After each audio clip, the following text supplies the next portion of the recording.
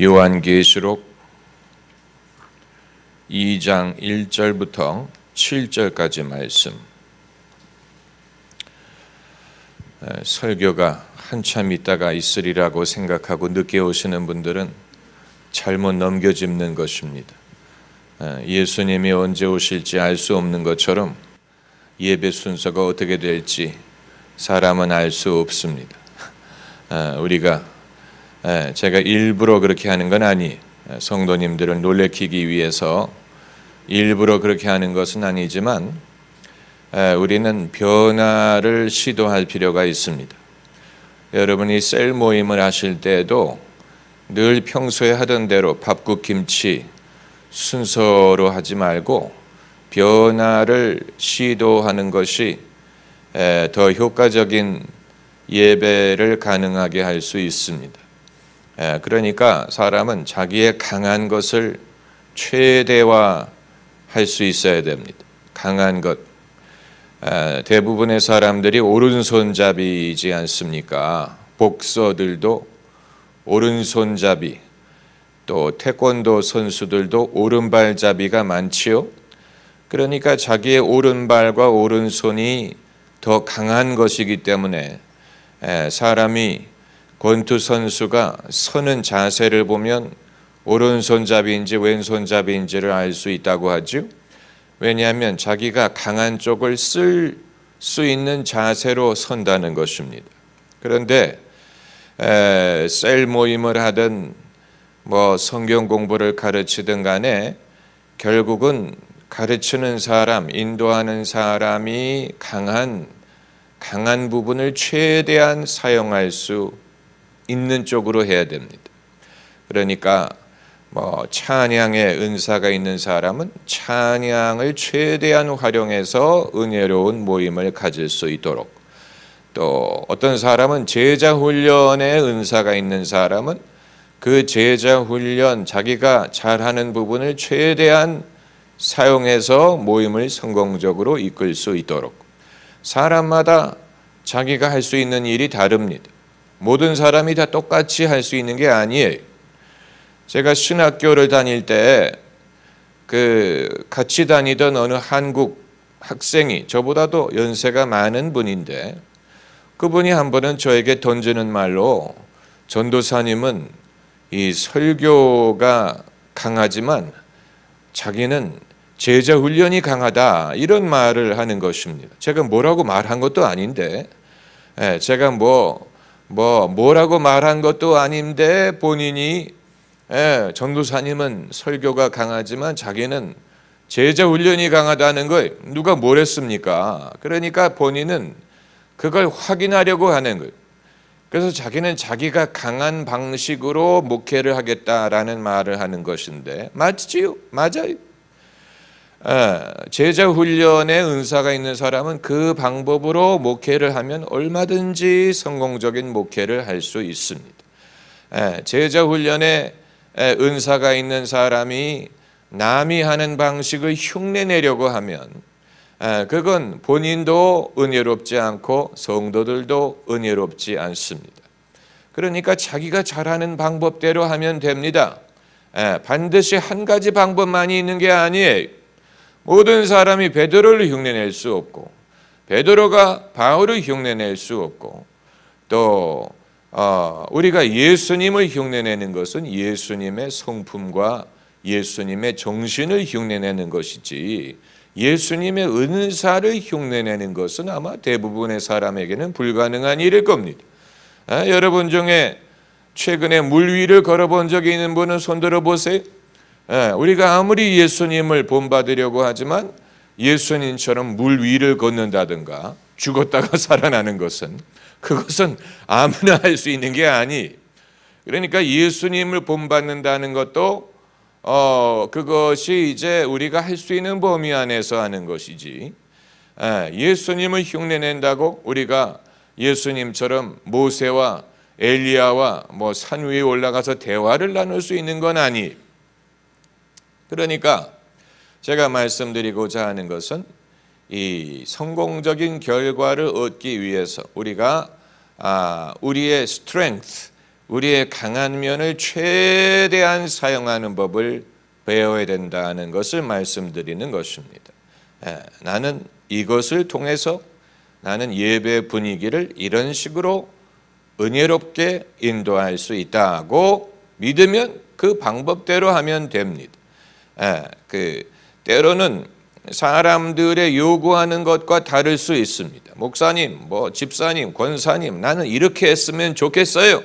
할 수 있으면 좋지요. 그러나 이 짜장면 집에 가서 파스타를 달라고 할 수 없는 것처럼, 또 설렁탕 집에 가서 무슨 스테이크를 달라고 할 수 없는 것처럼, 짜장면 집에 가서는 그 집에서 제일 잘 만드는 간짜장을 주문하면 돼요. 그 식당은 그 메뉴를 통해서 얼마든지 돈을 벌 수 있고 맛집이 될 수가 있는 것처럼, 그러니까 그 집의 메뉴가 뭔지를 알고 이 집은 이걸 잘한다, 이 집은 여기에 스페셜티가 있다, 그걸 위해서 사람들이 찾아오는 것처럼, 서론이 길었습니다마는 때로는 변화를 시도를 하는 것이, 제가 이 교육부 교육자님들에게 늘 말씀드리는 것이, 우리가 수요일 날 또 금요일 날 찬양과 경배를 열심히 한다고 교육부서가 반드시 그런 식으로 예배를 드려야 된다고 생각하지 말아라. 여러분이 판단하기에 여러분의 입장에서, 여러분이 처한 환경에서 가장 효과적인 방법을 찾아서 그 방법을 사용해라. 만약에 주일날 아침에 잠이 깰 듯 반도 안 깬 애들을 데려다가 우리 다 같이 뜨겁게 주님을 찬양하고 경배를 드립시다라고 하게 되면, 그 아이들이 그 아침에 에너지 레벨을 그렇게 올릴 만한 애들이 몇 명이나 되겠습니까? 그렇잖아요. 그 애들이 우리 다 같이 손을 들고 성령 안에서 주님을 깊이 경배하고 영으로 찬양합시다 하면 애들이 아마 벙 떠져가지고, 선생님이 뭐라고 요구하는 거야? 나는 지금 잠이 깨지도 않았는데 나에게. 그러니까 그렇다고 해서 이 아이들은 너무 영적이지 못해서 우리가 은혜로운 예배를 드리는 것이 불가능하다라고 생각을 하면 그건 지도자가 잘못 생각하는 것입니다. 그건 우물에 가서 숭늉을 달라고 하는 것과 마찬가지. 가려가면서 얻을 수 있는 것을 요구해야죠. 그러면 아침에 잠이 아직 덜 깬 애들을 대상으로 어떻게 하면 은혜로운 예배를 드릴 수 있느냐? 얼마든지 가능합니다. 다만 그 가능한 방법을 찾아야 됩니다. 이 전통적인 예배 방식의 장점이 바로 거기에 있습니다. 전통적인 예배 방식, 우리가 주일날 드리는 예배가 전통적인 예배 순서를 따르는 것이지요. 전통적인 방법. 그것이 왜 모든 상황에서 유익하냐? 이유는 성도들에게 너무 많은 것을 요구하지 않고 가장 많은 성도들이 가장 보편적으로 은혜를 받을 수 있는 기회를 제공하기 때문입니다. 그 방식은 성도들에게 너무 하이퍼 스피리추얼한 것을 요구하지 않고, 또 본인들이 할 수 없는 것을 요구하지 않고, 그럼에도 모든 성도들이 최대한 많은 성도들이 최대한 많은 분량의 은혜를 받아갈 수 있는 환경을 제공하는 것입니다. 그렇잖아요. 주일날 너무 찬양에만 이 비중을 두지 않고, 또 성도들의 참여를 너무 요구하지도 않고, 그러면서도 그들의 신앙의 이 수준과 상관이 없이 최대한의 숫자의 성도들이 최대한의 은혜를 받아갈 수 있는 그런 예배를 드리면 그건 성공한 것입니다. 그래서 성공적인 예배를 드렸느냐 하는 것을 어떻게 할 수 있느냐? 다음 주에 또 오면 성공적이었다.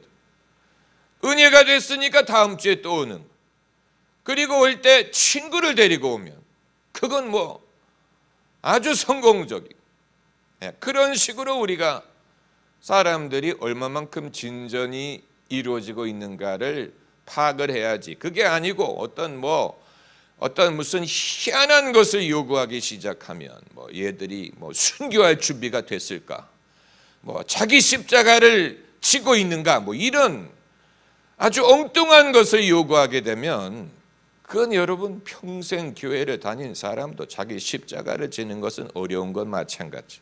우리가 상식적인 차원에서 신앙을 말하고 상식적인 차원에서 이 사역이 얼마만큼의 효과를 거두고 있는지를 판단을 해야 됩니다. 그리고 주님의 말씀과 성령의 능력을 과소평가하면 안 됩니다. 당장 가시적인 어떤 외적인 성과를 요구하기보다는 우리가 가르치는 그 말씀 자체가 능력이 있고 그것이 땅에 심는 씨앗과 같아서 그것이 아주 작게 시작을 하는 것처럼 보이지만 이 말씀이 반드시 열매를 맺어서 이 이후에 가면 갈수록 그 사람의 삶 속에 주는 영적인 감화가 클 것이다. 믿어야 됩니다. 하나님의 말씀을 믿는 것이고 성령을 믿는 것이고 내 능력을 믿지 않는 것입니다. 내 실력을 의지하지 않는 것. 내 어떤 행위를 통해서 당장 어떤 결과를 얻어야 된다고 스스로에게 요구하기보다는 하나님의 말씀의 능력을 믿고 성령의 신실함을 믿고 주님이 명하신 이 사역이 반드시 효험이 있을 것을 믿는 것입니다. 거기에다가 신뢰를 두는 것입니다. 그걸 믿는 것이죠. 그리고 이제 두고 보면 그 효과가 눈에 보입니다. 이건 좀 살아봐야 됩니다. 여러분이 수십 년 신앙생활을 하시면서 지켜보면 과거에 같이 신앙생활을 했던 사람들이 그 당시에는 특별한 것 같지 않았지만 시간이 지나가면서 그들이 신실하게 지속적으로 신앙생활을 하는 것을 보면 놀랍지요. 이게 과연 정말 신앙이 있어서 그렇게 하는 것이구나. 이 사람들이 뭔가가 있기 때문에 그 오랜 세월 동안 마음이 변치 않고 그 신앙을 지속하고 그리스도인으로 살아가고 있구나. 과연 하나님이 그들의 삶 속에 역사하시는구나 하는 것을 시간이 지나가면서 보는 것입니다. 시간이 지나가면서 검증하는 것입니다. 10년, 20년, 30년을 두고 봐야 돼요. 1년, 2년으로 알 수 있는 게 아니에요. 당연히 한 달, 두 달로 보려고 하는 사람은 정신이 나간 것입니다. 10년, 20년, 30년을 단위로 두고 봐야 돼. 그리고 판단할 수 있어요. 과연 저들 안에 선한 일을 시작하신 하나님이 이루시는구나. 과연 그 속에 하나님의 말씀이 역사하시는구나 하는 것을 시간을 두고 봐야 검증하고 확인할 수 있죠. 그리고 우리 자신에 대해서도 마찬가지. 우리 자신이 내가 과연 믿음이 있는지, 내가 과연 하나님 앞에 신실하게 서고 있는지, 그건 사실 주님 이외에 누가 알겠습니까? 우리가 스스로 판단할 수 있는 게 아니죠. 학생이 자기 스스로에게 성적을 줄 수 있는 게 아닌 것처럼. 그러나 시간을 두고 보면 판단할 수 있습니다. 내가 그 힘들게 보였던 신앙의 여정을 지난 20년, 30년 지속적으로 한결같이 신앙을 지켜온 것을 보니까 이건 내가 하는 게 아니구나. 내 안에 정말 예수님이 역사하시는구나 하는 것을, 그런 것을 보면서 알 수 있는 것입니다. 예수님이 그것을 무엇으로 비유하셨습니까? 포도나무와 같이. 나는 포도나무요 너희는 가지니 가지가 나무에 거하면 너희가 내 안에 거하면 너희가 열매를 맺고 라고 했어요. 열매를 맺고 너희가 내 안에 거하면 너희가 내 안에 거하고 내 말이 너희 안에 거하면 이건 시간을 두고 봐야 되는 것입니다. 그래서 과실을 두고 알 수 있다고 했어요. 열매 맺지 못하는 가지는 주님이 잘라버리고 깨끗게 하고 그래서 열매 맺는 가지가 더 잘 맺게 하기 위해서. 그리고 거기에 이 요한복음에 있는 말씀이죠. 이 열매에 대해서 예수님이 fruit that will last. 이건 이제 잠깐 반짝하지 않고 이 지속적으로 시간을 두고 확인할 수 있는 결과를 말하고 있습니다. Fruit that will last. 그건 번역하기가 어려워. 우리말로 번역하기가 어려워. 그 뜻이 전달되지 않아요. 거한다, 지속된다, 무슨 말인지 잘 몰라요. 그 말은 그 열매가 잠깐 반짝하는 게 아니고 시간을 두고 한결같다라는 뜻입니다. 주님이 그것을 보고자 하시는 것입니다. 진짜 신앙과 그렇지 않은 신앙, 또 참된 신앙과 그렇지 않은 신앙을 분별할 수 있는 길은 시간을 두고 봐야 돼. 시간을 두고 봐야 돼. 주님을 섬기는 사람도 마찬가지. 누구든지 신앙이 잠깐 뜨거워질 때는 다 목사 되겠다고 합니다. 다 선교사 되겠다고 합니다. 신앙이 뜨거워지면 다 그런 느낌을 가질 때가 있어요. 그러나 그걸 가지고 그 사람의 소명을 확신할 수 있는 건 아니고 이건 시간을 두고 봐야 됩니다. 과연 이것이 순간적인 감정에 의한 것이었는지 아니면 정말 믿음으로 말미암는 것이었는지 정말 하나님이 주신 은사로 말미암는 것이었는지 이건 시간을 두고 봐야 됩니다. 한시적으로 볼 수 있는 게 아니. 그렇기 때문에 기독교인은 서로를 볼 때 좀 보수적일 수밖에 없어요. 보수적이란 말은 당장 내 눈에 보이는 것으로 그 사람을 판단하려고 하지 않는다. 누구든지 남들 앞에서 자기가 열심히 믿는 것처럼 보일 수 있어. 그리고 자기가 열심히 믿는다는 것을 무엇으로 증명하려고 합니까? 행위로 증명하려고 합니다. 목사님, 저는 요즘에 새벽 기도를 빠짐없이 나가요. 그러면 목사가 감동할 줄로 생각하나 봐요. 전혀 감동하지 않습니다. 행위를 듣고 감동하지 않습니다. 그럴 만한 이유가 있는 모양이지. 그러나 어느 누구도 저는요 요즘에 빠짐없이 1년 365일 새벽 기도 개근했어요. So what? 그건 자기가 기도할 이유가 있으니까 그렇게 하는 거지. 그걸 가지고 하나님이 고마워하리라고 생각할 수 없고 목사가 고마워하리라고 생각할 수 없고 그걸 가지고 그 사람의 신앙을 측정할 수 없어. 행위로 그 사람의 신앙을 알 수 없어. 내가 이번에 단기 선교를 갔다 왔어요. 갔다 오니까 정말 할 일이 많던데요. 그리고 이제 목사가 거기에 대해서 대꾸하기를 기대하는데 대꾸가 없으면 뭐야? 나는 단기 여행 갔다 왔다고 했는데 왜 감동을 안 해? 그거 감동할 만한 일이 아니? 심심하니까 갔다 왔겠지. 기회가 됐으니까 갔다 왔겠지. 그걸로 그 사람의 믿음을 알 수 있는 게 아니에요.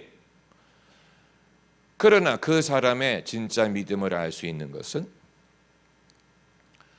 본인이 손해를 보는 상황이 발생을 했다거나 낮아지는 상황이 발생을 했을 때 그때 그 사람이 그 믿음을 가지고 어떻게 그것을 극복하고 인내하고 거기에서 선한 결과를 얻었는지, 거기에서 이제 그 사람의 신앙을 볼 수가 있는.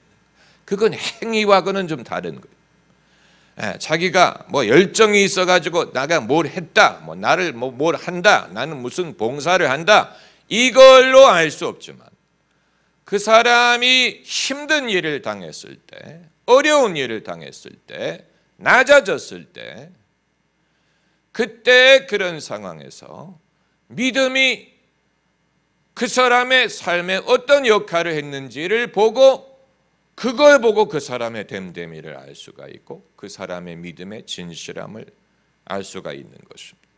그런 면으로 보면 대한민국의 기독교인들은 아직 그 남들에게 보여주는 그런 식의 신앙을 장려하는 것 같아요.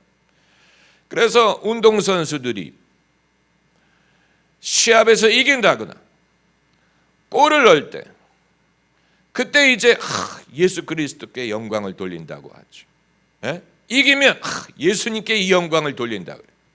어느 누구도 시합에서 진 후에 예수님께 영광을 돌린다는 말 하는 거 못 들어봤고, 참 이상한 것은 지면 자기 책임이고 이기면 예수님 영광. 약간 이상하잖아요. 이기면 예수님의 은혜 때문에 이겼고 지면 자기가 못해서 졌다 그래. 아니 그럼 그런 식으로 생각한다면 이길 때도 자기가 잘해서 이기고 졌을 때도 못해서 졌다고 말을 해야지 그게 일관적인 게 아닙니까? 그런데 지면 내 책임이라고, 이기면 주님의 은혜라고. 목회자들도 그래요. 목회자들도 교회가 부흥하면 주님의 은혜 때문에 그렇다고. 그런데 교회가 부흥을 못하고 성장을 안 하면 제가 부족해서 그렇다고 그래요. 이상하잖아요. 일관적이지가 않지.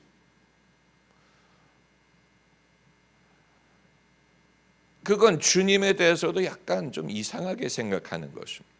왜냐하면 뭐가 잘 되면 주님이 은혜를 줬기 때문에 잘 되는 것이고, 뭐가 잘 안 되면 그건 사람이 능력이 부족해서 그렇다고 생각한다면 그건 중간에 뭐가 나사가 빠진 거예요. 이건 저만이 하는 말이 아니고 일반적으로 기독교인의 행태를 보는 코미디언들이 하는 말이, 그들이 하는 말이 시합에서 진 후에 예수님에게 영광 돌리고 된다고 하는 사람은 왜 없냐? 이상하다는 거예요.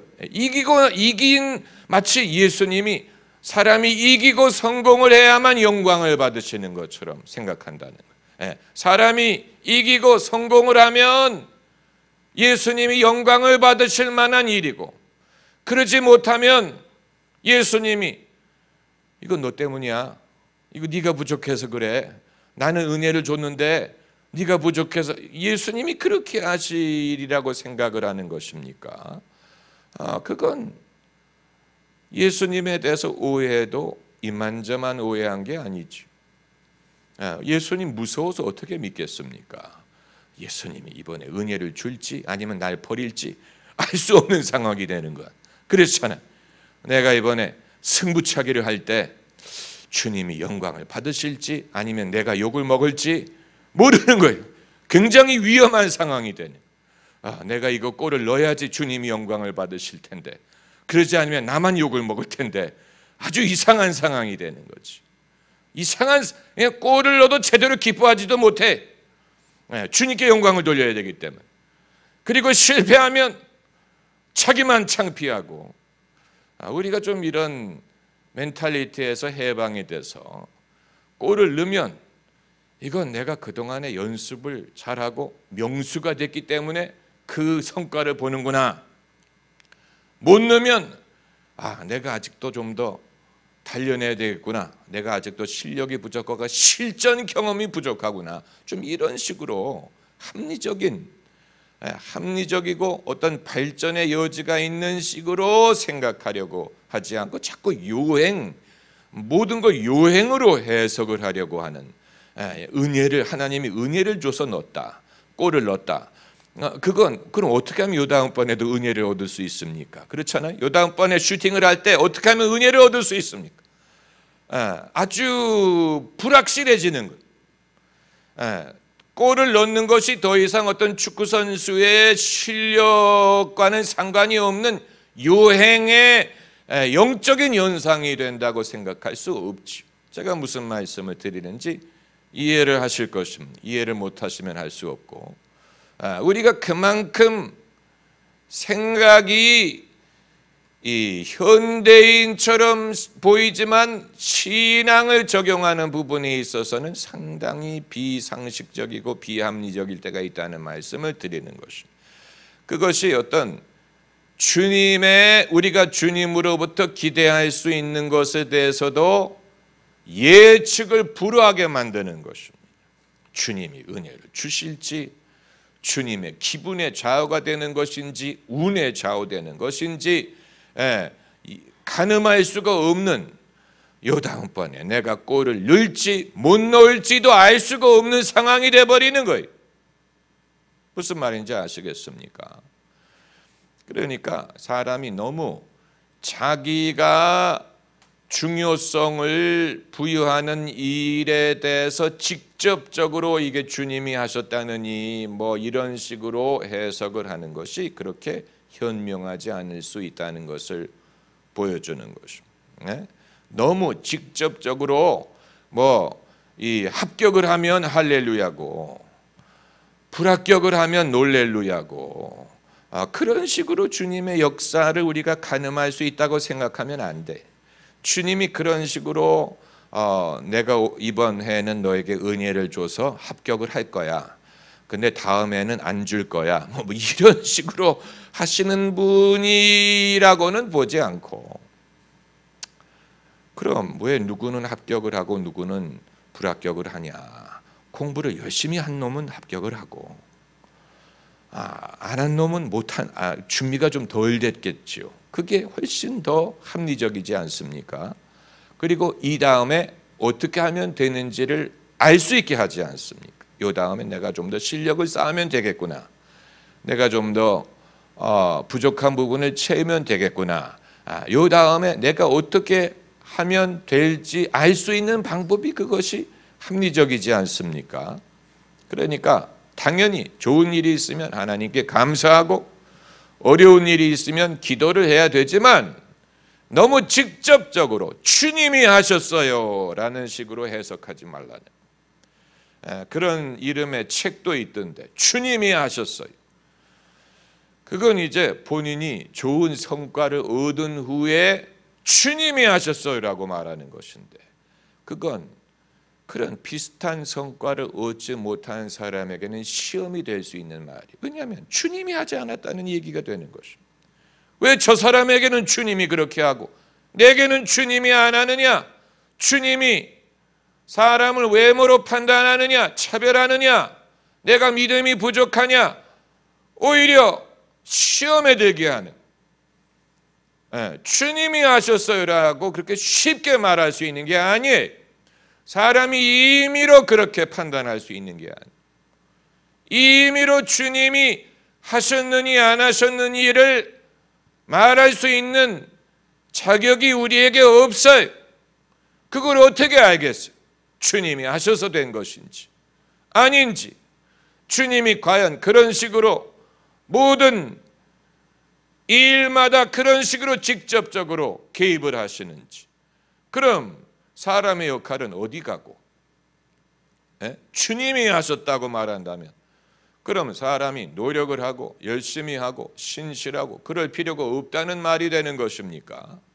그렇잖아요. 얼마나 무책임한 그런 우주관이 되는 것입니까? 무책임한 것이 되는, 다른 사람이 거기에서 어떤 적용할 만한 교훈을 얻을 수가 없는 것이죠. 그냥 주님이 하셨어요 라고 말하면 그래? 그럼 나는 어떻게 주님이 하게 하실 수 있을까? 아주 애매한 것이 되는, 내가 금식을 해야 되나, 내가 뭘 하면 주님이 하실까? 그렇잖아요. 내가 뭘 하면, 내가 목청이 터질 때까지 기도를 하면 주님이 하실까? 어떻게 하면 나도 주님이 하게 하실 수 있을까? 이건 사람을 블랙홀에다가 집어넣는, 예측할 수도 없고 대책을 생각할 수도 없고, 인생이 어떤 요행에 좌우되는, 누구는 행운이 있어서 주님이 하시고 누구는 불행해서 주님이 안 하시는 그런 식으로 들릴 수가 있는 것인데, 아마 그런 식의 사고방식을 굉장히 싫어하고 그것이 무책임하다고 느끼고 그런 이유 때문에 기독교 신앙을 꺼리는 사람들도 세상에는 분명히 있을 것입니다. 기독교인들의 그런 사고방식이 싫은 거예요. 왜냐하면 인생을 이상하게 만들어버리고 마치 본인은 의로워서 주님이 그렇게 하신 것처럼, 그 말은 그 이외 사람들은 의롭지 않아서 주님이 그렇게 안 한 것처럼 주님을 높이는 것 같으면서도 은근히 자기 자랑을 하는 것처럼 들리는, 마치 주님을 부릴 수 있는 것처럼 말하는, 그렇게 들리지 않습니까? 당신도 나처럼 믿으면 주님이 그렇게 하실 것이다. 마치 주님을 부릴 수 있는 길을 말하는 것처럼 그렇게 들릴 수도 있는 거예요. 듣기에 따라서 사람이 그렇게 열심히 기도를 하면 주님이 그 사람을 위해서 이렇게 하실 건가 보다. 그렇다면 그 사람의 노력이든 실력이든 능력이든 무슨 인간의 연구든 발전이든 이런 것은 온데간데 없어지고, 어떻게 하면 주님이 그런 식으로 나를 위해 하게 하실 수 있는가만을 생각하게 만드는, 그러니까 우리가 때로는 이 옷장에서 옷을 꺼내 가지고 세탁을 하고 또 유행이 지난 옷은 갖다 버리고, 여러분 옷장을 열어보면 이건 언젠가는 입을 거야 라고 생각하고 걸어놓은 옷들이 전부 다 한쪽에 모여 있을 거예요. 항상 입는 옷은 가장 앞에 걸어놓고 그 바깥에는 언젠가는 입을 거야 라고 생각을 하고 10년째 걸어놓고 있는 옷들이, 그런데 아무리 세월이 지나도 입을 일이 안 생겨. 그런 옷은 어떻게 해야 됩니까? 과감하게 갖다 버려야 됩니다. 공간만 차지하니까. 언제까지 그렇게 생각할까?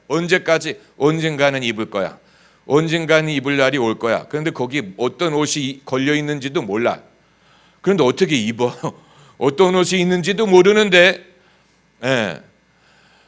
마찬가지로 우리의 이 생각, 신앙을 우리에게 적용한 생각 중에도 이 지속 가능하지 않고, 이 통하지 않고, 이치에 맞지 않는 것들이 걸려 있는 게 있어요.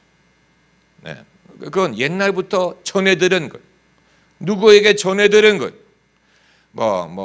방언을 하면 어떻대, 본인이 직접 해본 것도 아니고 해본 사람에게 물어본 것도 아니고 제3자에게 전해 들은 것을 방언을 하면 굉장히 해피하대. 그걸 전해가지고 방언을 하면 상당히 해피하대요. 그런 헛소문을 들었기 때문에 진짜 방언이 와도 방언이라고 생각하지 못하는 사람들 세상에 많습니다. 여러분 그 사실을 아세요? 이 성령의 은사에 대해서 부정확한 정보를 어디서 주워 들은 거예요. 그게 선입견이 되는 거예요. 그래서 진짜 은사가 있는데도 그게 은사인 줄 몰라요. 왜냐하면 내가 전해 들은 것과 다르기 때문에. 방언 통역을 할 때 누가 말하기를 머리가 깨지는 것처럼 아프대더라. 그런데 나는 머리가 안 깨졌어요. 그러면 이건 방언 통역이 아니에요. 이런 식으로 누구에게 전해 들은 잘못된 정보 때문에, 저는 그런 이유 때문에 성령의 은사를 체험하지 못하는 사람들 꽤 많이 봤어요. 특별히 방언받는 게 굉장히 힘들. 방언받는 게 굉장히 힘들. 왜 힘들까? 방언을 불신하나 그게 아니에요. 어디서 잘못 들었어. 누구는 처음 방언을 할 때 입신을 해서 혼이 나가고 땅에 1시간 동안 뒹굴고 그 결과로 방언을 했대더라. 그는 나는 그런 일이 없으니 나는 방언을 받지 못했다. 이런 식으로 말하는 사람들 봤어요. 그런 사람은 아무리 같이 기도해도 방언 못 받습니다. 왜 그런지 아세요? 이건 진짜 방언이 아닌 거예요. 자기도 자기가 들은 대로 1시간 동안 넘어져 가지고 뒹굴고 소리 지르고 그래야 방언이 온다고 생각한다면 진짜 성령께서 방언을 주셔도 그게 방언인 줄 모르고 거부합니다. 자기가 하는 줄로 생각해. 자기가 만들어내는 줄로 생각해. 이게 성령이 그렇게 쉬운 방법으로 일하시리라고 생각을 안 하는. 그 이외에도 영분별, 지식의 말씀, 지혜의 말씀 다 마찬가지. 지식의 말씀이 어떤 식으로 오는지 성경이 말하지 않았어요. 지식의 말씀이 올 때 어떤 현상이 일어나는지 성경이 말하지 않았어요. 말하지 않은 게 다행이에요. 왜냐하면 말했다면 그 방식을 경험하지 않은 사람은 결코 지식의 말씀을 받지 못할 것입니다. 어떻게 오는지 성경이 말하지 않았어요. 사실 방언이 어떻게 오는지도 성경이 말하지 않았어요. 예언이 어떻게 오는지도 성경이 말하지 않았어요. 성경이 말하지 않은 이유는 불필요한 선입견을 갖게 하지 않기 위해서. 그런데 사람들이 선입견을 갖습니다. 성령 세례에 대해서. 선입견, 성령 세례. 성경에 예수님이 성령 세례 받으셨지. 이 요단강에서 세례받고 나오실 때 성령이 비둘기처럼 예수님에게 임하셨어요. 그런데 예수님이 성령 세례를 받는 그 순간에 어떤 현상이 일어났는지 성경이 말하지 않은 건 다행히. 또 오순절날 다락방에서 성령이 임하셨을 때 성경이 말한 것은 성령이 말하게 하시는 대로 다른 방언으로 말하기를 시작하니라. 그 구절을 거기에다가 기록한 이유는 성령 세례를 받을 때 어떤 현상이 일어나느냐를 말하기 위한 게 아니고 그들에게 어떤 일이 일어났느냐를 말하기 위해서였을 텐데, 그러나 그 이유로 모든 기독교인들은 그것을 하나의 패턴으로 해석을 해서 성령 세례를 받을 때는 반드시 방언이 터져 나와야 된다라고 해석을 했다면 그건 잘못 해석한 것이고, 성령 세례를 사람들이 경험하는데 걸림돌이 되었을 것입니다. 왜냐하면 성령 세례를 받은 결과로 사람이 무엇을 느끼고 어떤 변화가 일어났는지를 사실 알 수 없는 상황에서 내가 과연 받았는지 안 받았는지, 받은 걸 어떻게 알 수 있는지 사실 그 기준이 모호하지요.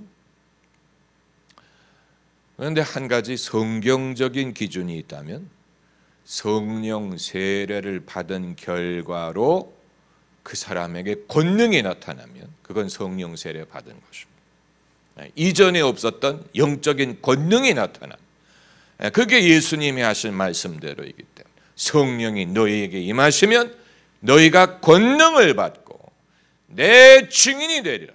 그러니까 예수님의 증인이 될 만한 권능이 나타난다면 성령 세례를 받은 거예요. 성령 세례를 받을 때 어떤 현상이 일어나느냐는 그건 중요한 게 아니에요. 사람에 따라 달라요. 그걸 가지고 판단할 수 없어요. 그런 식으로 생각하면 성령 세례를 이미 오래전에 받았는데 그게 성령 세례였는 줄 모르는 기독교인들도 많을 것입니다. 많아요. 많은 이유는 그걸 규정하는 기준이 없기 때문에 그런 것입니다.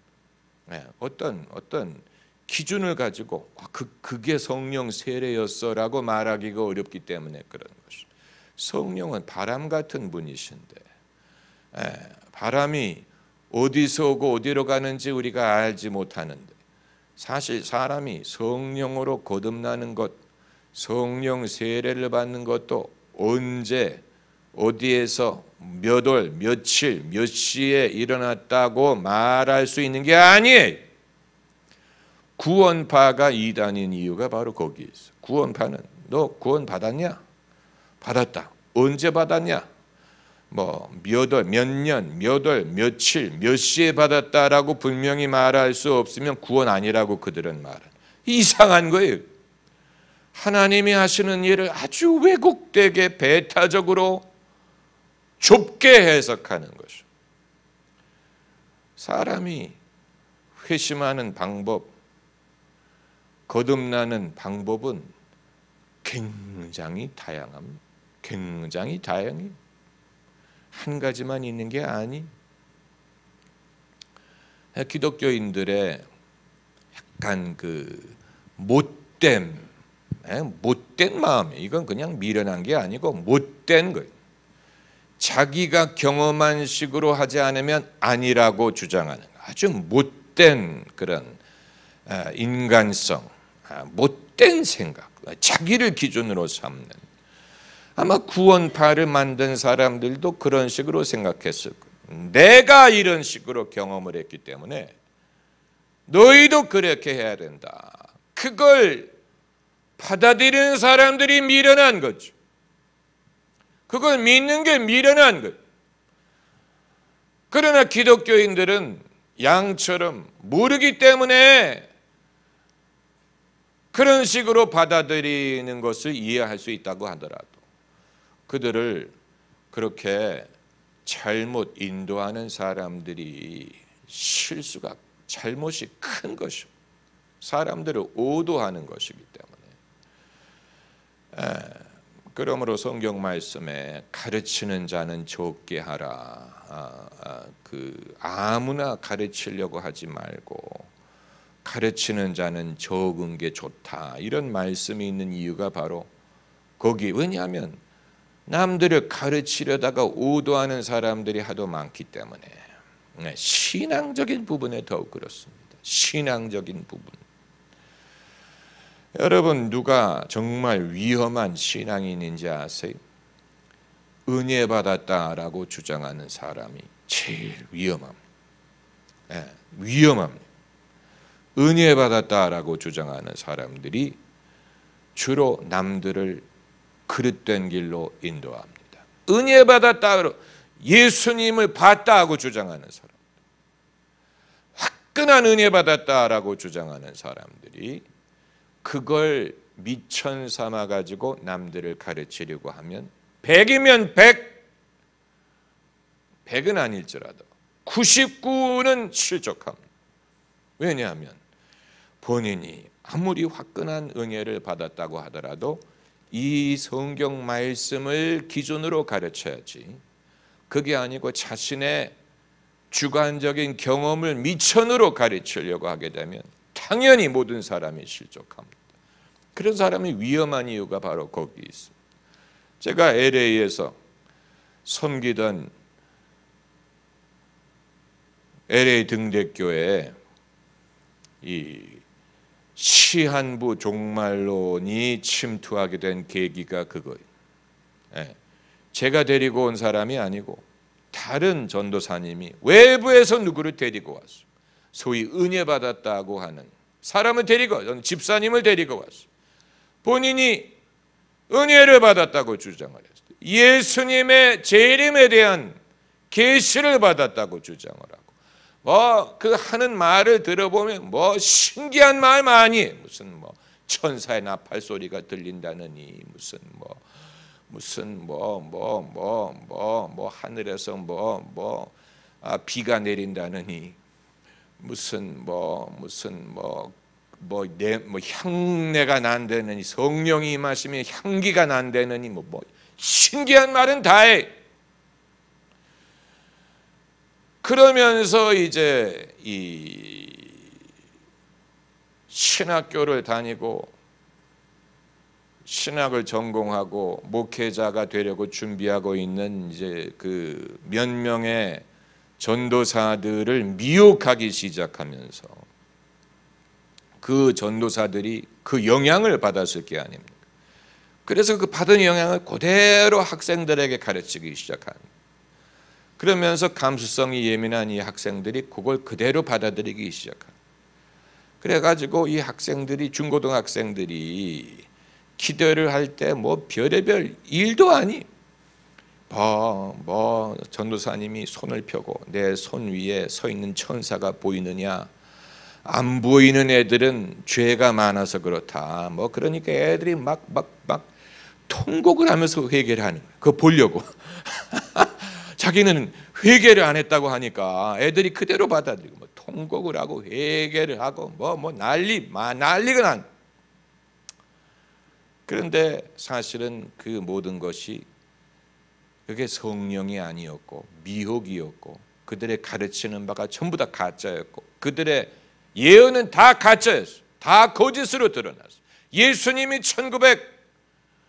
1988년에 재림하시리라 했어요. 그때가 1987년이었는데 아니 사기를 쳐도 좀 어느 정도 시간을 둬가면서 사기를 쳐야지 들통이 안 나지. 1년을 앞두고 그러면서 본인들도 그럴 것이다 라서 88년일 것이다. 확실하지는 않은데 88년일 가능성이 높다. 이제 이런 식으로.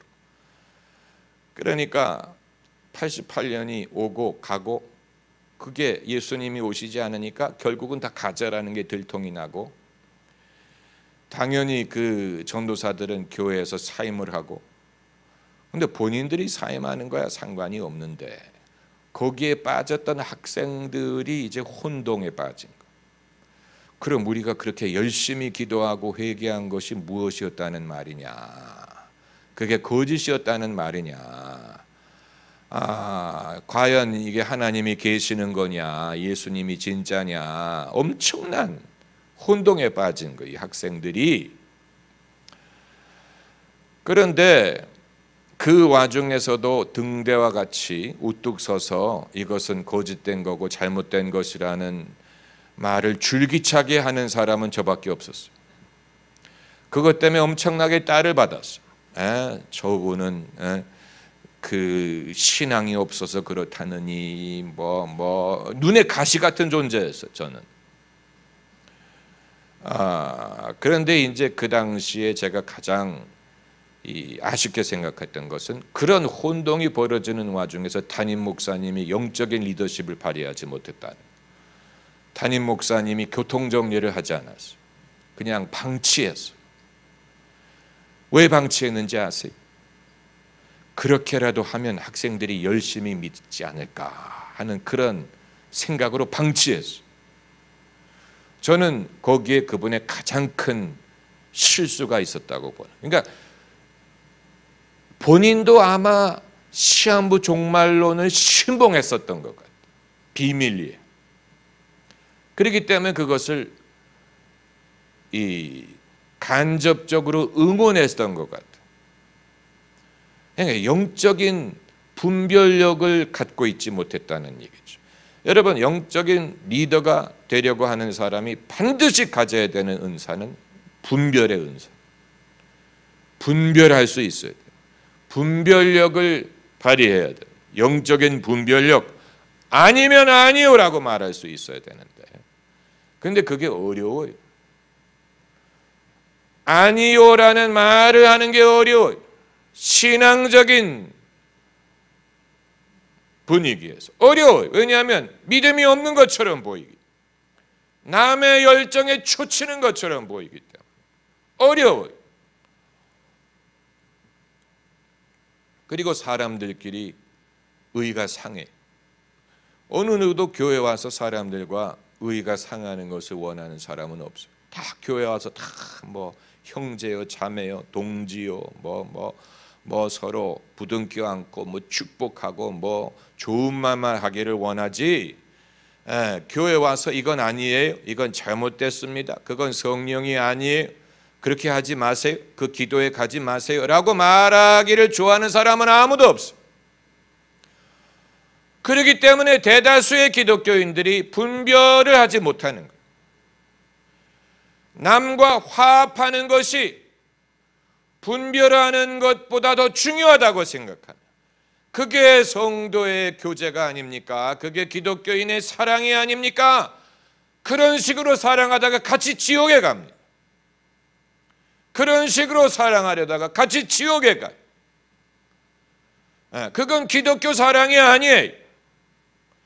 만일 아나니아와 삽비라가 예루살렘 교회에 있었는데 베드로가 소위 사랑으로 그들을 용납했다면 교회는 시험에 빠졌을 것입니다. 베드로가 엄청난 배짱이 있었던 사람이죠. 오늘날 그런 일이 일어났다면 아마 법적인 문제가 생겼을 거예요. 왜냐하면 목사님 앞에서 부부가 즉사를 했으니까. 오늘날 그런 일이 발생을 한다고 생각을 해보세요. 상상이 되십니까? 누가 당회장실에 불려갔는데 죽어서 나왔다. 그것도 부부가 같은 날 죽어서 나왔다. 아마 소송 들어올 거예요. 2000년 전이었으니 망정이죠. 베드로가 엄청난 영적인 리더십을 발휘한 거예요. 그게 인기는 없었을 거예요. 사람들마다 두려워했다고 하는 걸 보면.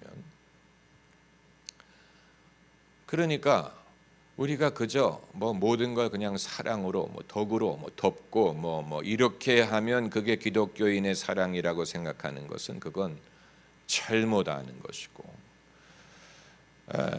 아니요, 아닐 때는 아니요라고 말할 수 있어야 됩니다. 아니요라는 말을 못하기 때문에 사람들이 시험에 듭니다. 아마 대한민국에서도 아니요라는 말을 못하는 사람들 많을 거예요. 많아요. 지금도 많고.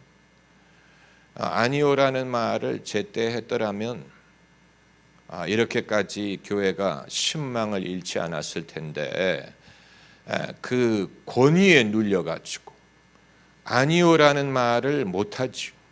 못합니다. 한국인들의 한계가 거기에 있는지도 몰라.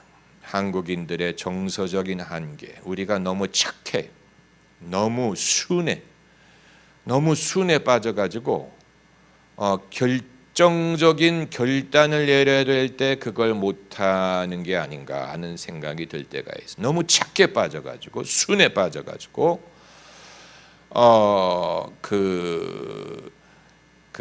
어려운 일을 본인이 감당하려고 하지 않고, 십자가를 지려고 하지 않고, 총대를 매려고 하지 않고, 그냥 좋은 게 좋은 거지, 그냥 화합, 사랑, 용서, 이런 명분으로 이건 아닌 것 같다, 이건 아닙니다라고 분명하게 길을 제시해야 되는데, 그렇게 하지 못하고 총대는 목사님이 매시오, 칭찬은 내가 받을 테니. 여러분 성도님들은 그러시면 안 됩니다. 목사님이 칭찬을 받고 내가 총대를 매겠습니다 이래야지. 욕은 목사님이 받으시오, 나는 칭찬을 받겠소. 제가 무슨 말씀드리는지 아시겠죠? 이 국가든 기업체든 가정이든 교회든 최고 리더가 칭찬을 받도록 돕는 역할을 해주는 참모가 있어야 돼요. 욕은 본인이 먹고. 왜냐하면 그래야 기율이 서기 때문에 그래요. 국가도 마찬가지. 누가 총대를 메고 굳은 일을 담당해야 돼. 굳은 일. 그리고 국가 지도자는 국민들 앞에서 이렇게 손을 들고 미소 짓고 우리 뭐 대통령은 참 좋은 분이야 이렇게 사람들이 그렇게 생각을 하고, 근데 그 총리가 못 됐어. 이래야 그게 기풍이 선 나라지. 그게 아니고 대통령은 늘 욕을 먹고, 그런데 대통령 우리 총리만 같았으면 얼마나 좋았어. 총리는 얼마나 좋아. 사람이 정말 좋아. 그건 총리가 국민의 마음을 도둑질하는 거예요. 국민의 마음을 도둑질하는 거예요. 그래서 자기가 모시는 사람에게 사람들이 화살을 쏘게 하고 자기는 인자한 사람인 것처럼, 그건 제대로 된 사람이 아니, 제대로 된 참모가 아니. 무슨 말인지 아시겠지? 굳은 일을 맡아 하려는 사람이 있어야 돼. 멸시천대 존귀 영광 모든 권세 주님 홀로 받으소서. 멸시천대 십자가는 제가 지고 가오리니. 이건 예수님을 섬기는 사람의 마음. 자기가 욕을 먹겠다. 영광은 예수님이 받으시옵소서. 그게 옳은 거지요. 만약에 그게 아니고 사람들 보는 앞에서 누구 책임인지 아세요? 예수님 책임이에요. 예수님이 우리를 그렇게 가르쳤어요. 저라면 안 그랬을 거예요. 이건 나쁜 놈이에요. 이건 배신자예요. 자기가 사람들의 칭찬을 얻으려고 하는, 사람들의 마음을 도둑질하는 것이죠. 그런 사람이 있어서는 안 되겠죠. 만약에 제가 예수님이었다면 그런 식으로 안 가르쳤을 텐데, 예수님이 좀 오버하셨어요. 예수님이 좀 너무했어. 우리의 사정을 너무 몰랐어. 이런 식으로 하는 사람은 사람들의 마음을 도둑질하는, 예수님을 섬기는 사람이 아니죠. 예수님의 제자가 아니죠. 그 군대에서도 지휘관이 있고 지휘관 밑에 부관이 있죠. 주로 이제 장교가 있고 하사관이, 그 규율, 이 사병들 규율하는 일은 하사관이 맡습니다. 여러분 그 사실을 아세요? 지휘관은 제군들, 우리는 이 어려운 일을 맡아 나는 제군들이 이 일을 넉넉히 할 줄 내가 믿네. 그러므로 나는 우리가 다 같이 충성되게 이 일을 할 줄 믿네 하고 걸어 나가면, 하사관이 일어나서 야야 다 일어나, 이 게으른 놈들 뭐 하는 거야, 연병장 한 바퀴 뛰어. 이게 하사관이 하는 일이. 굳은 일은 그 사람이 해. 굳은 일을 맡아 하는 사람이 있어. 만약에 그게 아니고 지휘관이 그렇게 해야 된다고 생각해 보세요. 그러면 사병들이 지휘관을 전부 욕할 거예요. 저 사람 또 나타났네. 또 우리한테 뭐라고 잔소리할까. 그건 규율이 서지 않는 거예요. 그 부대는. 규율이 서지 않는 거예요. 욕을 먹는 사람은 따로 있어야 돼요. 그래서 누가 떴다 하면 사람들이 긴장을 할 수 있는. 그러나 지휘관에 대해서는 저분은 좋은 분이야. 저분은 내가 존경하는 분이야 라고 해야 사람 충성을 할 수 있는. 여러분 세상에서도 이런 지혜를 아는데 왜 교회는 이런 지혜의 기본조차 알지 못하는지 좀 신기하지 않습니까? 왜 그런지 아세요? 전부 다 의로워지려고 하기 때문에 그래요. 전부 다 의로운 척하려고 하기 때문에, 전부 다 자기가 의인이 되려고 하기 때문에 사람들 앞에서 때로는 누군가가 욕을 먹는 한이 있더라도 대의를 이루려는 사람이 필요한 거예요. 대의 명분을 위해서 굳은 일을 내가 하겠다.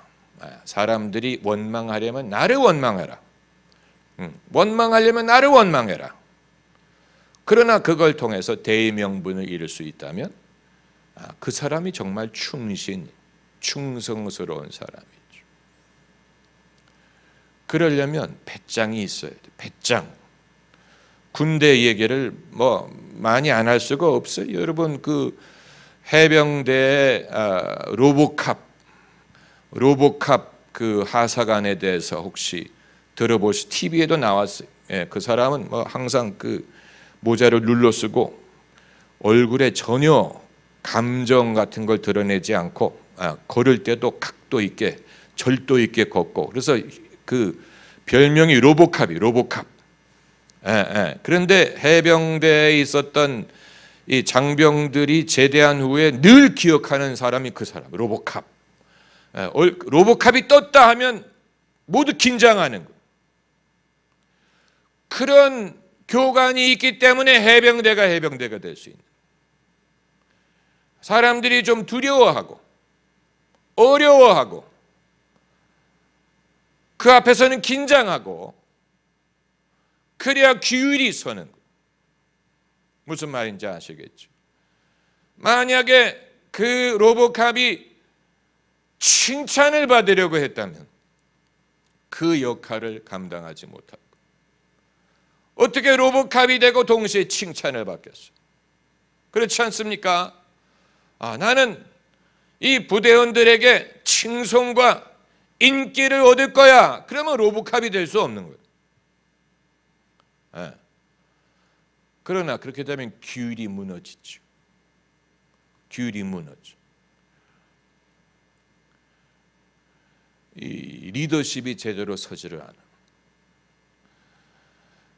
여러분 왜 예수님이 제자들을 세우셨겠습니까? 예수님이 제자들을 세우셔서 기억하시죠? 사람들이 아이들을 예수님의 축복을 받게 하기 위해서 데리고 왔죠. 그때 제자들이 어떻게 했다 그랬어요? 제자들이 어떻게 했어요? 그 아이들을 못 오게 했죠. 그랬더니 예수님이 어떻게 하셨어요? 아이들이 내게로 오는 것을 막지 말라. 유명한 사건. 그러니까 굳은 일은 누가 했어요? 제자들이 했죠. 인자한 역할은 누가 하셨어요? 예수님이 하셨죠. 그게 올바른 방법이에요. 만약에 그게 아니고 예수님은 애들 데리고 오지 마. 그런데 제자들이 그래도 어린아이들이 예수님께 가는 걸 막을 수 없습니다. 그렇게 되면 이상하게 되는 거예요. 그게 제자들이 오버한 것처럼 보이지만 그렇기 때문에 예수님이 돋보이는 거예요.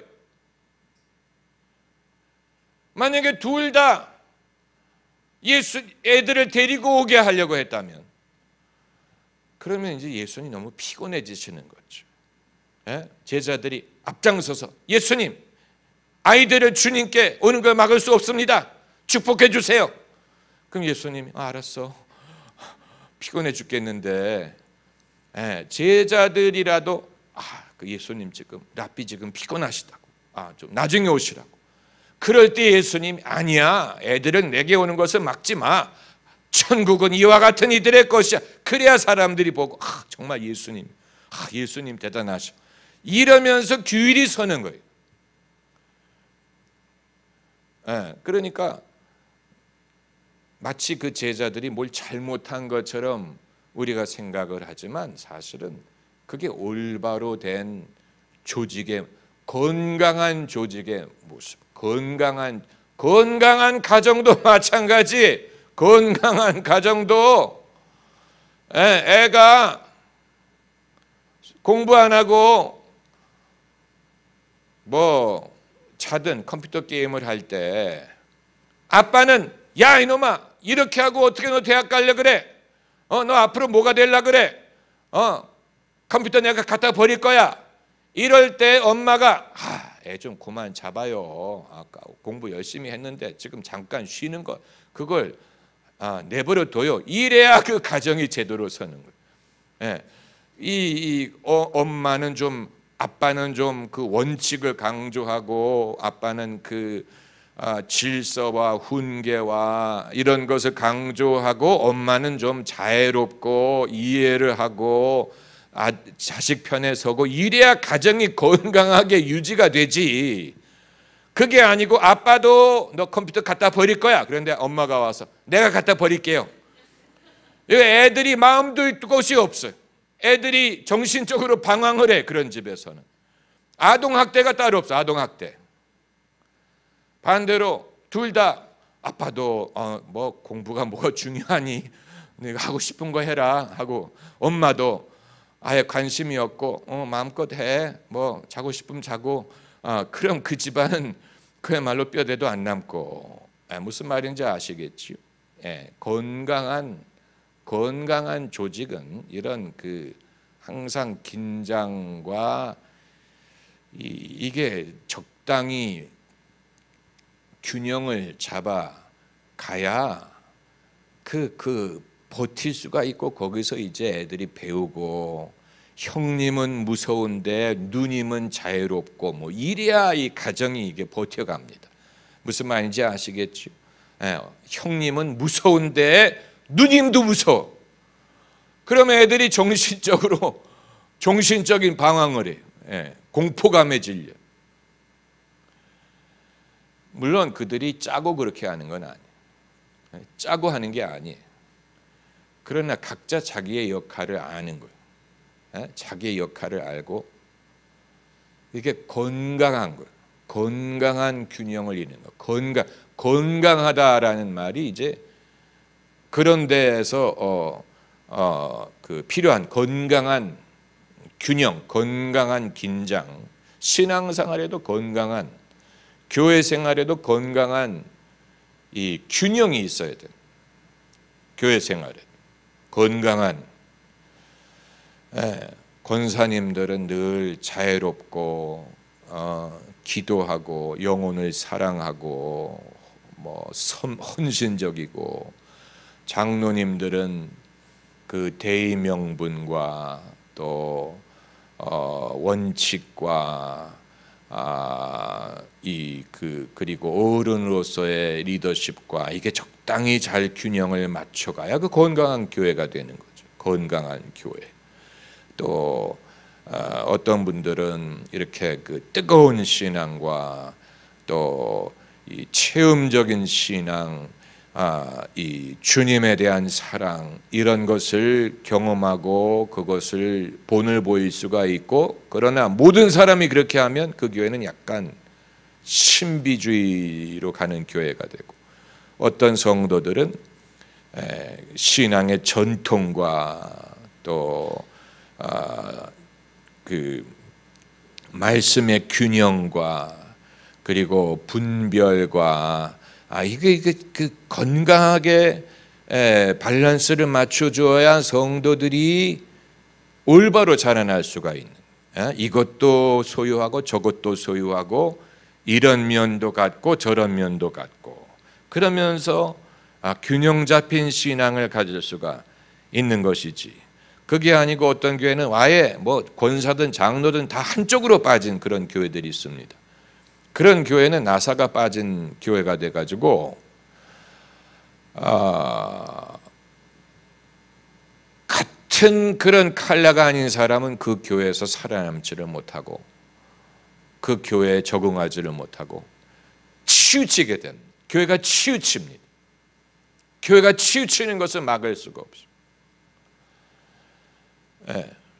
그러니까 여러분, 성령께서 교회 교통정리를 하신다고 믿으신다면, 그리고 성령께서 교통정리를 하십니다.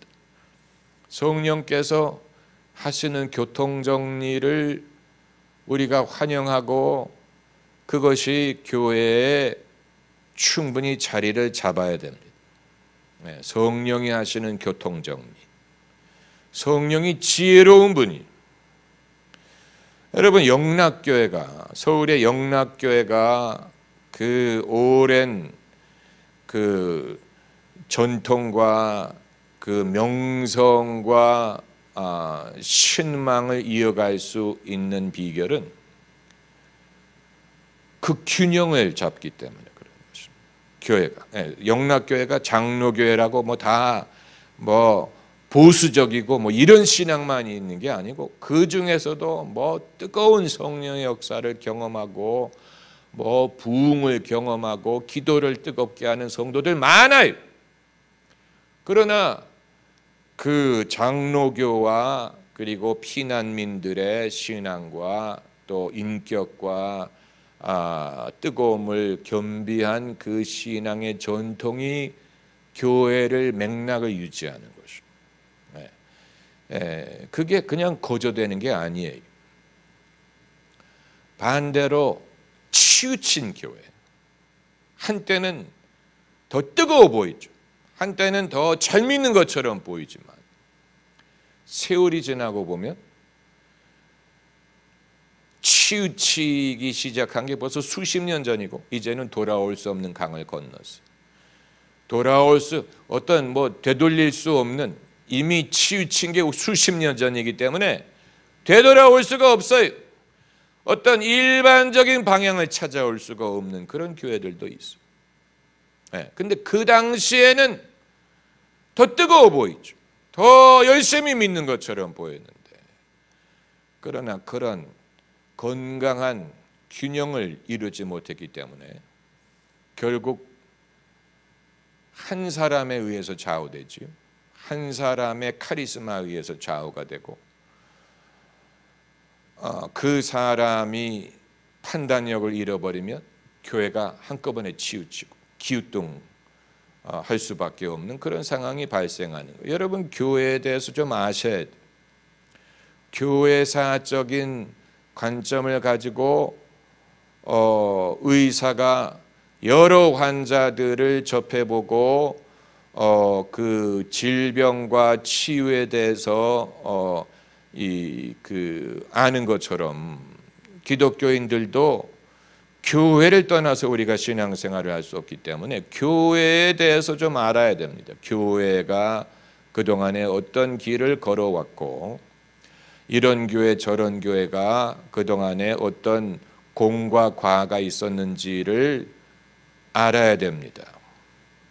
그걸 알아야 우리가 앞으로 나아갈 길을 알 수가 있고, 그냥 내가 한때 교회 와서 은혜 받고 내가 신앙생활을 하는 것으로 족하다라고 생각하면 뭐 다른 걸 요구할 수 없죠. 뭐 그냥 그렇게 하면 돼. 그러나 우리가 후손들에게 물려주고 우리의 갈 바를 제시할 수 있기를 원한다면, 그렇다면 그냥 내가 잠깐 와서 몸을 담고 있고 내가 필요한 은혜를 받아가면 족하다가 아니고 뭔가 책임감을 가지고 미래를 책임질 수 있는 사람이 된다면 이건 상황이 다른 것입니다.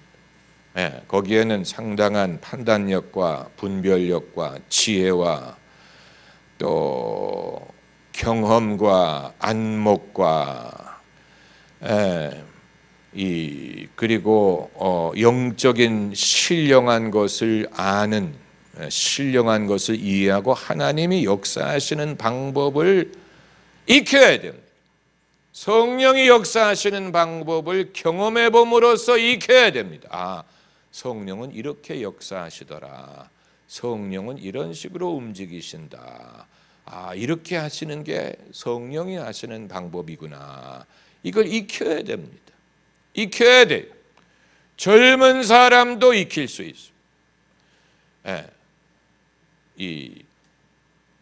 잘 깨닫는 사람은 젊어도 깨달을 수 있습니다. 젊음의 단점은 경험이 부족하다는 것이고 충분히 경험을 쌓을 만한 시간이 없었다는 것인데, 만일 젊었을 때 둘 중에 하나를 선택해야 된다면 열정이냐 아니면 냉철한 판단력이냐, 둘 중에 하나를 선택해야 된다면 저는 열정을 선택했지만 젊었을 때 열정을 선택했기 때문에 경력을 쌓아가면서 거기에 냉철한 판단력을 추가할 수 있었다고 봅니다. 만일 제가 젊었을 때 열정을 열정 아닌 냉철한 판단력을 선택했다면 이후에 점점 더 바리새인이 되었을 것입니다. 냉정하고 국물이 없고 사람의 실수와 결함을 집어내기를 좋아하고 어떤 긍휼이라든가 영혼의 구원보다는 옳고 그른 것만을 따지려고 하고 그렇기 때문에 그 보는 눈은 바를지 모르지만 결코 사람의 영혼을 품어주지 못하는 그런 사람이 됐을 수 있어요. 그러니까 여러분이 부족한 저를 이 시점에 만날 수 있었던 것을 감사하게 생각하셔야 됩니다. 젊었을 때 신앙의 열정을 체험을 해보고 그리고 경험을 통해서 냉철한 판단력을 추가할 수 있었던 것이 축복이지요. 축복이. 그걸 배우기 위해서 제가 35년을 투자했어요. 저의 인생에 35년이라는 금과 같은 시간을 그걸 배우는 데 투자를 했어요. 참 내 주를 가까이 하게 하면 십자가짐 같은 고생이 그 금쪽과 같은 저의 젊음의 시절을 그걸 배우는 데 투자했어요. 그러니까 여러분도 감사히 여기시고 그걸 배우는데 그렇게 오래 걸렸어요. 누가 좀 일찍 가르쳐 줄 수 있었다면 얼마나 좋았을까. 그런데 가르쳐 줄 수 있는 사람이 없었어요. 젊었을 때. 그런 거 아무도 가르쳐 줄 사람, 제가 다니던 교회 목사님들도 그거 못 가르쳐 줬어요. 신앙의 선배들도 못 가르쳐 줬어요. 제가 스스로 배워야 했어요. 세월을 통해서 많은 경험을 통해 많은 경험과 생각을 통해서 많은 경험과 생각을 통해서 배운 것인데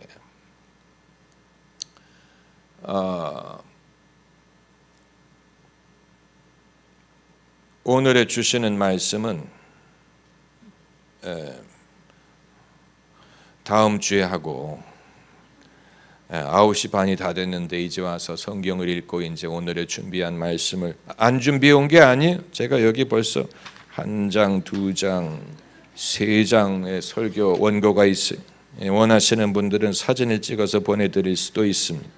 아주 좋은 내용인데 좋은 내용. 그러나 하나님이 오늘에 주시는 양식으로 그러나 평소에 하기 어려운 말씀이고 누가 무슨 교회 로보캅이 되라 이런 말을 누가 하겠습니까? 그렇잖아요. 하기 어려운 내용이 하기 어려운 말이 굳은 일을 담당할 수 있어야 된다. 그거 어려운 말이. 왜냐하면 아무도 굳은 일을 하려고 하지 않아요. 다 사람들에게 칭찬받으려고 하고 사람들에게 좋은 사람처럼 보이려고 하지. 나 한 사람 욕을 먹어서 대의를 이룰 수 있다면 나는 하겠다라고 하는 사람은 드물어요. 그런데 때로는 욕을 먹는 것도 재미있어요. 욕을 먹는 것도 할만해요. 왜냐하면 욕을 먹으면 사람이 강건해져요. 그리고 사람이 그 남의 얼굴을 안 두려워하게 돼. 욕을 먹어봐야 욕을 먹어봐야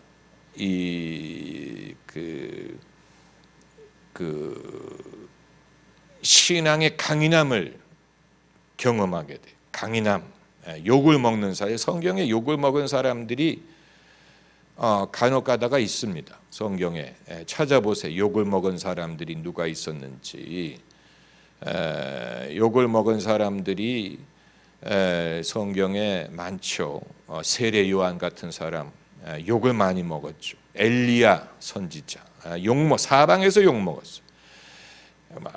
그 아합 왕에게 욕을 먹고 백성들에게 욕을 먹고 엘리야 선지자를 진정으로 이해해 준 사람은 거의 없었어요.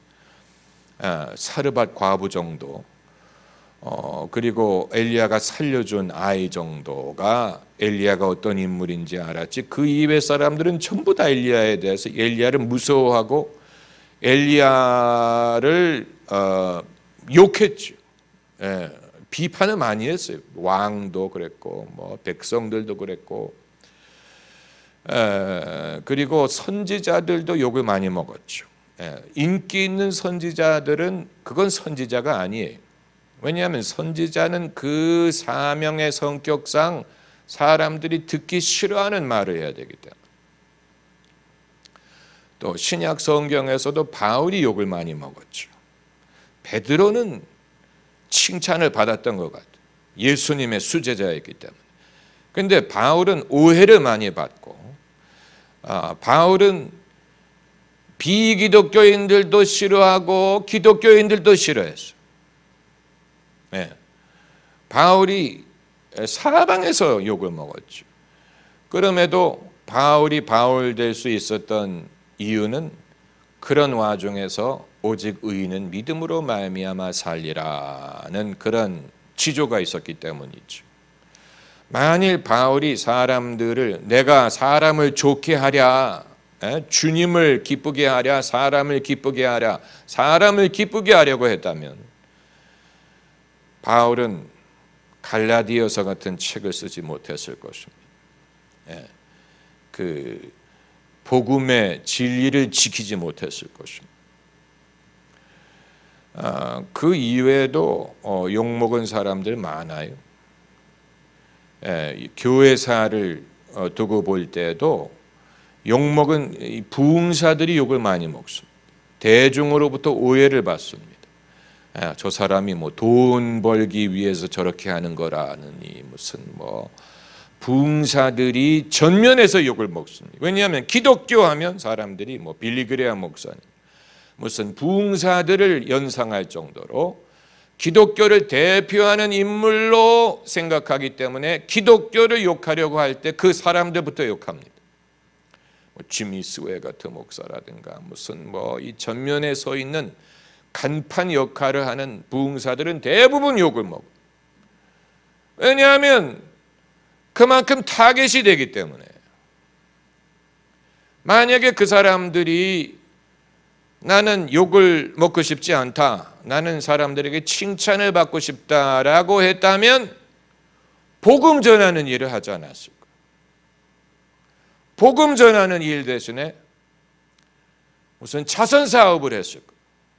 그러면 칭찬을 받으니까 뭐 약한 사람들을 도와준대, 뭐 좋은 일을 많이 한대, 그럼 칭찬을 받아. 그러나 복음을 전하면 예수님 믿어야 됩니다. 회개하십시오. 예수님 믿으시. 이렇게 하면 욕을 먹어. 배타적이라느니 무슨 남에게 신앙을 강요한다느니 아주 타겟이 되죠. 만약에 그걸 두려워한다면 그런 일을 감당하지 못합니다. 인기 있는 일을 하려고 하죠. 비기독교인들도 좋아할 만한 그런 사람들, 칭찬받는 사람, 그런 사람들 많지요. 그런 사람들 많아요. 여러분도 알고 계시고, 인도의 캘커타에서 빈민들을 위해서, 그럼 다 칭찬해요. 다 칭찬해. 욕하는 사람 없어요. 욕을 할 수가 없지요. 그런 분들도 이제 하나님의 종으로서 그 일을 하는 것이지만, 그러나 예수님이 하신 말씀을 한번 읽어보고 그리고 기도를 하겠습니다. 마태복음 5장 11절 12절 말씀. 마태복음 5장 11절 12절 말씀을 같이 읽겠습니다. 나를 인하여 너희를 욕하고 핍박하고 거짓으로 너희를 거스려 모든 악한 말을 할 때에는 너희에게 복이 있나니 기뻐하고 즐거워하라. 하늘에서 너희의 상이 큼이라. 너희 전에 있던 선지자들을 이같이 핍박하였느니라. 아멘. 할렐루야. 누구를 인하여 욕을 먹습니까?